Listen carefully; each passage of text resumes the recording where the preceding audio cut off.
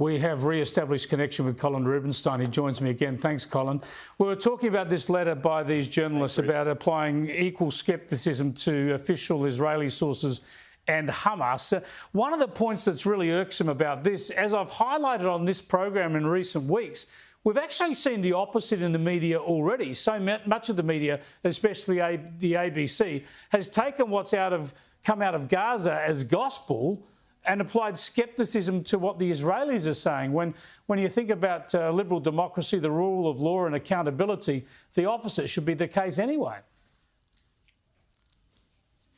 Exactly right. I mean, what we see here is journalistic activism. It's not really professionalism as you would expect from mainstream media. I mean, mainstream media would abide by, objectivity and a certain faithfulness to the evidence and the questions that are asked and not asked.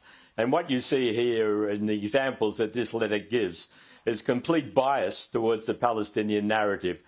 Saying there's good evidence suggesting Israel may be guilty of war crimes and apartheid and you name it, it's all in there, without appreciating or giving adequate coverage to the fact that it's Hamas that's perpetrating double war crimes, not only in the barbaric attacks on October 7, but the continual rocket attacks, which continued until the last couple of days on Israel, as well as treating its own people with complete disdain. I mean, and these journalists, using them as human shields is appalling. It is appalling, but Colin, they're doing this while Hamas still has 200 innocent hostages held in the tunnels and God knows where else in Gaza. It seems extraordinary that these people can then practice as journalists at Nine Media or at the ABC.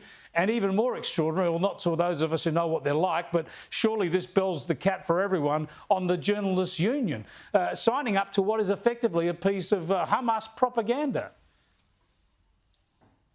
Yes, absolutely, and give credit to the bosses at Nine who have ruled that their journalists who have signed this letter are not fit to cover this war for very obvious reasons.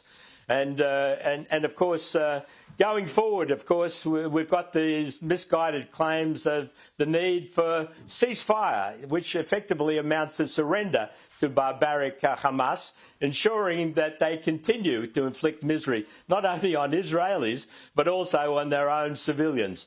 So it's a very dispiriting situation that you could have so many journalists sign such an activist letter that really should not be taken seriously for anyone who values proper, professional, objective journalism in this country. I reckon it's very tragic for the country too, because they're doing this at a time when we're seeing anti-Semitic behaviour right across the country, including people chanting death to the Jews at the Opera House, and yet this is what we get from some journalists and the Journalists' Union.